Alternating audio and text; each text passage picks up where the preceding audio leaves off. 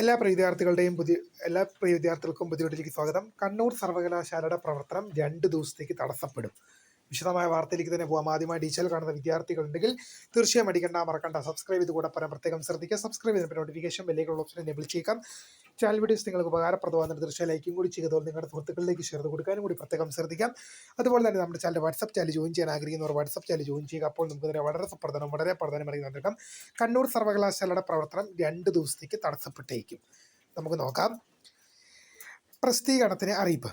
യൂണിവേഴ്സിറ്റിയിലെ നിലവിലെ സെർവറുകൾ പുതിയതായി സഹകരിച്ച ഡാറ്റാ സെൻറ്ററിലേക്ക് മാറ്റുന്നതിനാൽ 2026 ജൂലൈ 8 ഉച്ച മുതൽ 2026 ജൂലൈ 10 വൈകിട്ട് വരെ യൂണിവേഴ്സിറ്റിയുടെ ഓൺലൈൻ സേവനങ്ങൾ താൽക്കാലിക തടസ്സങ്ങൾ ഉണ്ടായേക്കും എന്ന് യൂണിവേഴ്സിറ്റി അറിയിച്ചിട്ടുണ്ട്.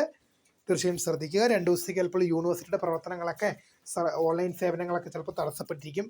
അപ്പോൾ വിദ്യാർത്ഥികൾ അതനുസരിച്ച് നീങ്ങുക. അപ്പോൾ പുതിയ കാണുന്നതിന് വേണ്ടി മിസ്കൃത ഫോൺ സബ്സ്ക്രൈബ്